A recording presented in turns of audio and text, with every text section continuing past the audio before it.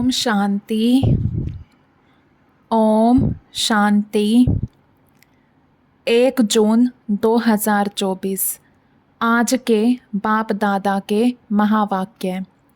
आज बाबा ने कहा, मीठे बच्चे, तुम सब आपस में रूहानी भाई भाई हो। तुम्हारा रूहानी प्यार होना चाहिए। आत्मा का प्यार आत्मा से हो, जिस्म से नहीं। तुम सब आपस में रूहानी भाई भाई हो। तुम्हारा रूहानी प्यार होना चाहिए। आत्मा का प्यार आत्मा से हो, जिस्म से नहीं। प्रश्न है, बाप ने अपने घर की वंडरफुल बात कौन सी सुनाई है? उत्तर, जो भी आत्माएं मेरे घर में आती हैं वह अपने अपने सेक्शन में अपने नंबर पर फिक्स होती हैं। वह कभी भी हिलती डुलती नहीं। वहाँ पर सभी धर्म की आत्माएं मेरे नज़दीक रहती हैं। वहाँ से नंबरवार अपने अपने समय पर पार्ट बजाने आती हैं। यह वंडरफुल नॉलेज इसी समय कल्प में एक बार ही तुम्हें मिलती है। दूसरा कोई यह नॉलेज नहीं दे सकता। ओम शांति। बाप बैठ बच्चों को समझाते हैं। बच्चे जानते हैं हम आत्माओं को बाप समझाते हैं और बाप अपने को आत्माओं का बाप समझते हैं। ऐसे कोई समझते नहीं और ना कोई कभी समझाते हैं कि अपने को आत्मा समझो। यह बाप ही आत्माओं को बैठ समझाते हैं। इस ज्ञान की प्रालब्ध तुम नई दुनिया में लेने वाले हो, नंबरवार पुरुषार्थ अनुसार। यह भी कोई सभी को याद नहीं रहता कि यह दुनिया बदलने वाली है। बदलाने वाला बाप है। यहाँ तो सम्मुख बैठे हैं। जब घर में जाते हैं तो सारा दिन अपने धंधे आदि में ही लग जाते हैं। बाप की श्रीमत है, बच्चे कहाँ भी रहते तुम मुझे याद करो। जैसे कन्या होती है तो वह जानती नहीं कि हमको कौन पति मिलेगा। चित्र देखती है तो उनकी याद ठहर जाती है। कहाँ भी रहते एक दो को दोनों याद करते हैं। इसको कहा जाता है जिस्मानी प्यार। यह है रूहानी प्यार। रूहानी प्यार किसके साथ? बच्चों का रूहानी बाप के साथ और बच्चों का बच्चों के साथ। तुम बच्चों का आपस में बहुत प्यार होना चाहिए, यानी आत्माओं का आत्माओं के साथ भी प्यार चाहिए। यह शिक्षा भी अभी तुम बच्चों को मिलती है। दुनिया के मनुष्यों को कुछ भी पता नहीं। तुम सब भाई भाई हो तो आपस में ज़रूर प्यार होना चाहिए, क्योंकि एक बाप के बच्चे होना, इसको कहा जाता है रूहानी प्यार। ड्रामा प्लान अनुसार सिर्फ पुरुषोत्तम संगम युग पर ही रूहानी बाप आकर रूहानी बच्चों को सम्मुख समझाते हैं और बच्चे जानते हैं कि बाप यहाँ आए हुए हैं। हम बच्चों को गुलगुल पवित्र पतित से पावन बनाकर साथ ले जाएंगे। ऐसे नहीं कि कोई हाथ से पकड़ कर ले जाते हैं। सभी आत्माएं ऐसे उड़ेंगी जैसे टिड्डियों का झुंड जाता है। उन्हों का भी कोई गाइड होता है। गाइड के साथ और भी गाइड्स होते हैं जो फ्रंट में रहते हैं। सारा झुंड जब इकट्ठा होता है तो बहुत आवाज़ होती है। सूर्य की रोशनी को भी ढक देते हैं, इतना बड़ा झुंड होता है। तुम आत्माओं का तो कितना बड़ा अनगिनत झुंड है, कभी गिनती नहीं कर सकते। यहाँ मनुष्यों की गिनती नहीं कर सकते। भल आदमशुमारी निकालते हैं, वह भी एक्यूरेट नहीं निकालते हैं। आत्माएं कितनी हैं वह हिसाब कभी निकाल नहीं सकते। अंदाज लगाया जाता है कि सतयुग में कितने मनुष्य होंगे, क्योंकि सिर्फ भारत ही रह जाता है। तुम्हारी बुद्धि में है कि हम विश्व के मालिक बन रहे हैं। आत्मा जब शरीर में है तो जीव आत्मा है, तो दोनों इकट्ठे सुख अथवा दुख भोगते हैं। ऐसे बहुत लोग समझते हैं कि आत्मा ही परमात्मा है, वह कभी दुख नहीं भोगती, निर्लेप है। बहुत बच्चे इस बात में भी मूंझते हैं कि हम अपने को आत्मा निश्चय तो करें, लेकिन बाप को कहाँ याद करें। यह तो जानते हो बाप परम धाम निवासी है। बाप ने अपना परिचय दिया हुआ है। कहाँ भी चलते फिरते बाप को याद करो। बाप रहते हैं परम धाम में। तुम्हारी आत्मा भी वहाँ रहने वाली है, फिर यहाँ पार्ट बजाने आती है। यह भी ज्ञान अभी मिला है। जब तुम देवता हो वहाँ तुमको यह याद नहीं रहता कि फलाने फलाने धर्म की आत्माएं ऊपर में हैं। ऊपर से आकर यहाँ शरीर धारण कर पार्ट बजाती हैं। यह चिंतन वहाँ नहीं चलता। आगे यह पता नहीं था कि बाप भी परम धाम में रहते हैं। वहाँ से यहाँ आकर शरीर में प्रवेश करते हैं। अब वह किस शरीर में प्रवेश करते हैं वह अपनी एड्रेस तो बताते हैं। तुम अगर लिखो कि शिव बाबा केयर ऑफ परम धाम, तो परम धाम में तो चिट्ठी जा नहीं सकती, इसलिए लिखते ही हो शिव बाबा केयर ऑफ ब्रह्मा। फिर यहाँ की एड्रेस डालते हो, क्योंकि तुम जानते हो बाप यहाँ ही आते हैं, इस रथ में प्रवेश करते हैं। यूँ तो आत्माएं भी ऊपर रहने वाली हैं। तुम भाई भाई हो। सदैव यही समझो यह आत्मा है, इनका फलाना नाम है। आत्मा को यहाँ देखते हैं, परंतु मनुष्य देह अभिमान में आ जाते हैं। बाप देही अभिमानी बनाते हैं।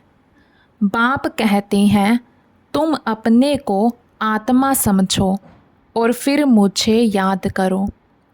इस समय बाप समझाते हैं जब मैं यहाँ आया हूँ, आकर बच्चों को ज्ञान भी देता हूँ। पुराने ऑर्गन्स लिए हैं, जिसमें मुख्य यह मुख है। आँखें भी हैं, ज्ञान अमृत मुख से मिलता है। गौमुख कहते हैं ना, अर्थात माता का यह मुख है। बड़ी माता द्वारा तुमको अडॉप्ट करते हैं। कौन? शिव बाबा। वह यहाँ है ना। यह ज्ञान सारा बुद्धि में रहना चाहिए। मैं तुमको प्रजापिता ब्रह्मा द्वारा अडॉप्ट करता हूँ, तो यह माता भी हो गई। गाया भी जाता है तुम मात पिता हम बालक तेरे। तो वह सब आत्माओं का बाप है, उनको माता नहीं कहेंगे, वह तो बाप ही है। बाप से वर्षा मिलता है, फिर माता चाहिए, वह यहाँ आते हैं। अभी तुमको मालूम पड़ा है बाप ऊपर में रहते हैं, हम आत्माएं भी ऊपर रहती हैं, फिर यहाँ आती हैं पार्ट बजाने। दुनिया को इन बातों का कुछ भी पता नहीं, वह तो ठीकर भीतर में परमात्मा को कह देते हैं, फिर तो अनगिनत हो जाए। इसको कहा जाता है घोर अंधियारा। गायन भी है, ज्ञान सूर्य प्रगटा, अज्ञान अंधेर विनाश। इस समय तुमको ज्ञान है, यह है रावण राज्य, जिस कारण अंधियारा है। वहाँ तो रावण राज्य होता नहीं, इसलिए कोई विकार नहीं, देह अभिमान भी नहीं। वहाँ आत्म अभिमानी रहते हैं। आत्मा को ज्ञान है, अब छोटा बच्चा है, अब हम जवान बने हैं, अब वृद्ध शरीर हुआ है, इसलिए अब यह शरीर छोड़ दूसरा लेना है। वहाँ ऐसे नहीं कहते फलाना मर गया, वह तो है ही अमर लोक। खुशी से एक शरीर छोड़ दूसरा लेते हैं।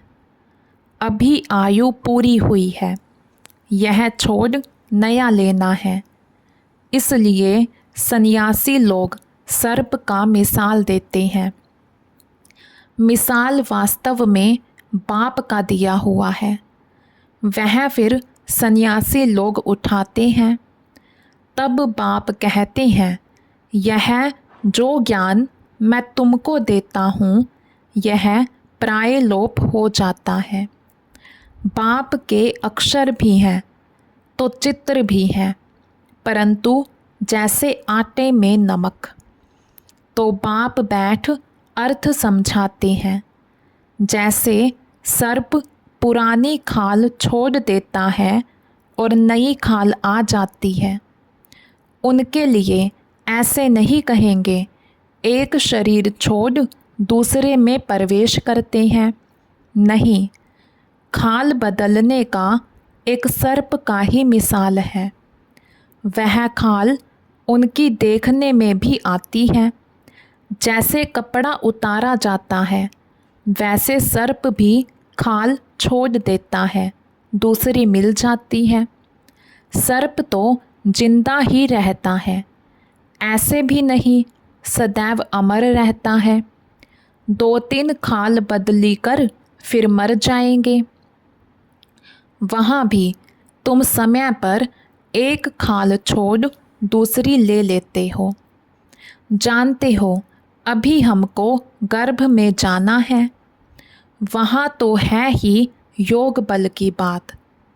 योग बल से तुम जन्मते हो, इसलिए अमर कहा जाता है।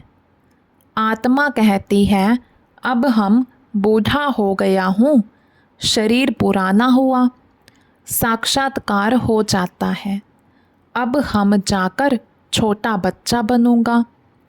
आपे ही शरीर छोड़ आत्मा भाग कर जाए, छोटे बच्चे में प्रवेश करती है। उस गर्भ को जेल नहीं महल कहा जाता है। पाप तो कोई होते नहीं हैं जो भोगना पड़े। गर्भ महल में आराम से रहते हैं, दुख की कोई बात नहीं। ना कोई ऐसी गंदी चीज़ खिलाते हैं जिससे बीमार हो जाएं। अब बाप कहते हैं, बच्चे तुमको निर्वाण धाम में जाना है, यह दुनिया बदलनी है, पुरानी से फिर नई होगी। हर एक चीज़ बदलती है।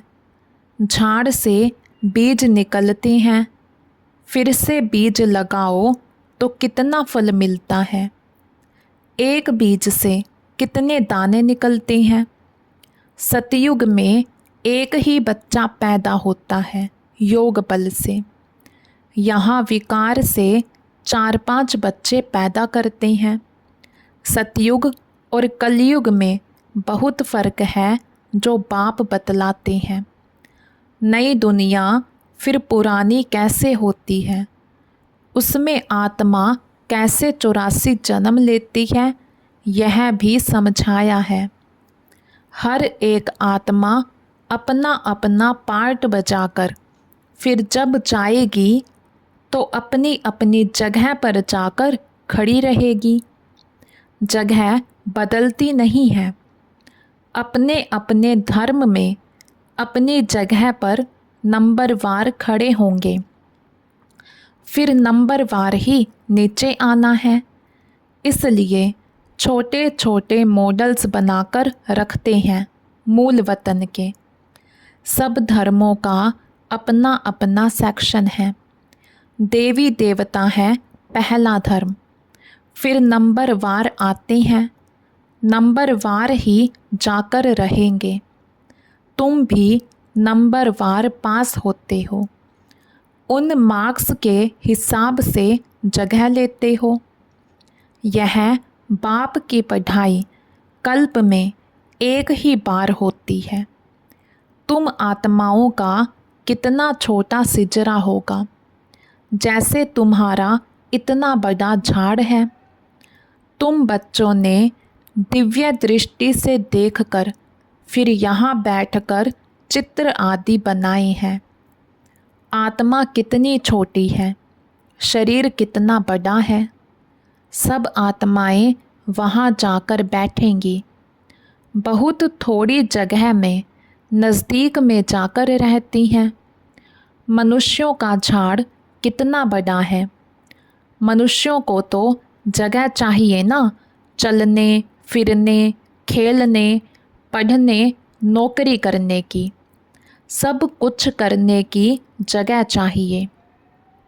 निराकारी दुनिया में आत्माओं की छोटी जगह होगी, इसलिए इन चित्रों में भी दिखाया है।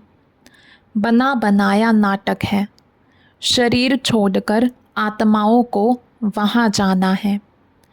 तुम बच्चों की बुद्धि में है कि हम वहाँ कैसे रहते हैं और दूसरे धर्म वाले कैसे रहते हैं, फिर कैसे अलग अलग होते हैं नंबरवार। यह सब बातें तुमको कल्प कल्प एक ही बाप आकर सुनाते हैं। बाकी तो सभी हैं जिस्मानी पढ़ाई, उनको रूहानी पढ़ाई नहीं कह सकते हैं। अभी तुम जानते हो हम आत्मा हैं। आई माना आत्मा, माई माना मेरा यह शरीर है। मनुष्य यह नहीं जानते। उन्हों का तो सदैव दैहिक संबंध रहता है।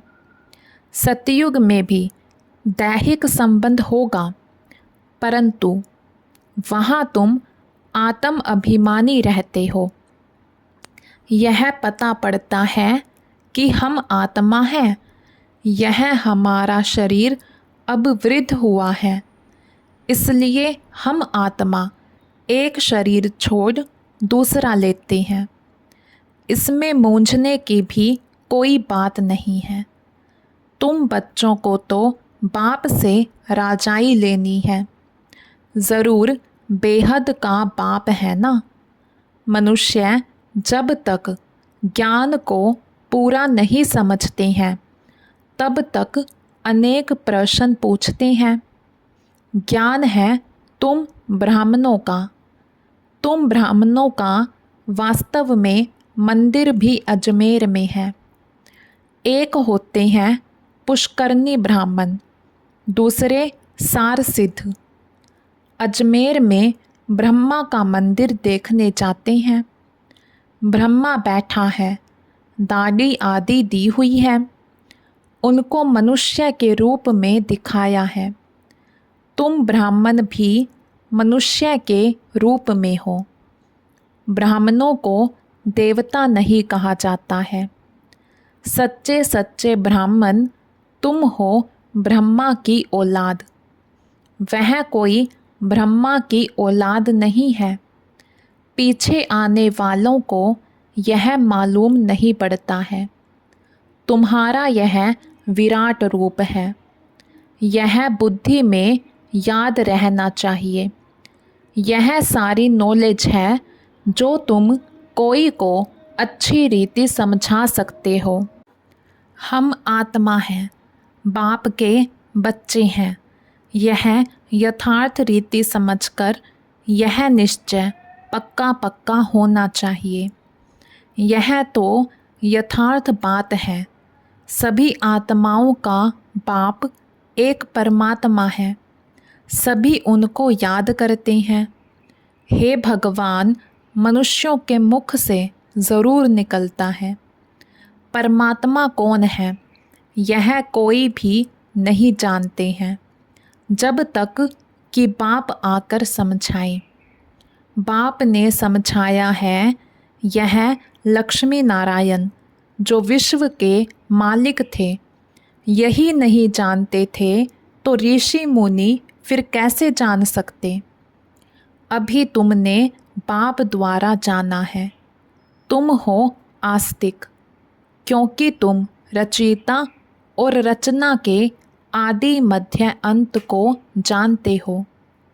कोई अच्छी रीति जानते हैं, कोई कम।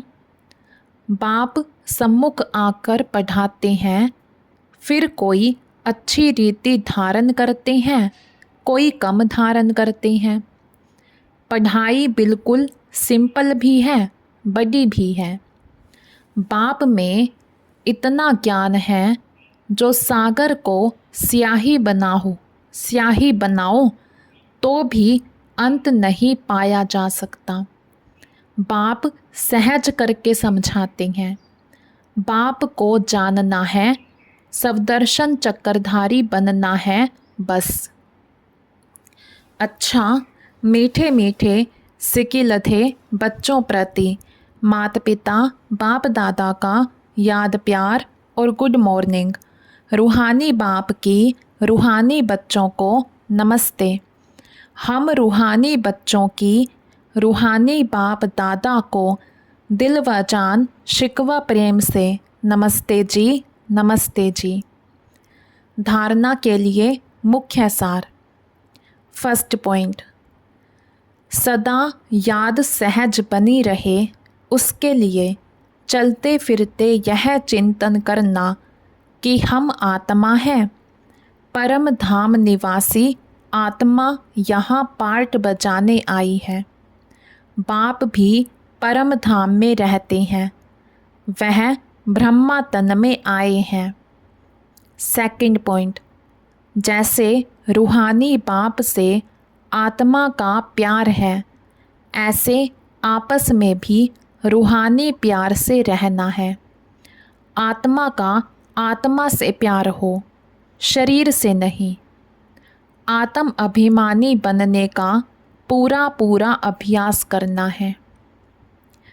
आज का वरदान, हद की कामनाओं से मुक्त रह, सर्व प्रश्नों से पार रहने वाले सदा प्रसन्न चित्त भव। हद की कामनाओं से मुक्त रह, सर्व प्रश्नों से पार रहने वाले सदा प्रसन्न चित्त भव। जो बच्चे हद की कामनाओं से मुक्त रहते हैं उनके चेहरे पर प्रसन्नता की झलक दिखाई देती है। प्रसन्न चित्त कोई भी बात में प्रसन्न चित्त नहीं होते। वो सदा निस्वार्थी और सदा सभी को निर्दोष अनुभव करेंगे। किसी और के ऊपर दोष नहीं रखेंगे। चाहे कोई भी परिस्थिति आ जाए, चाहे कोई आत्मा हिसाब किताब चुकतू करने वाली सामना करने आती रहे, चाहे शरीर का कर्म भोग सामना करने आता रहे, लेकिन संतुष्टता के कारण वे सदा प्रसन्न चित्त रहेंगे। आज का स्लोगन। व्यर्थ की चेकिंग अटेंशन से करो, अलबेले रूप में नहीं। व्यर्थ की चेकिंग अटेंशन से करो, अलबेले रूप में नहीं। अच्छा, ओम शांति।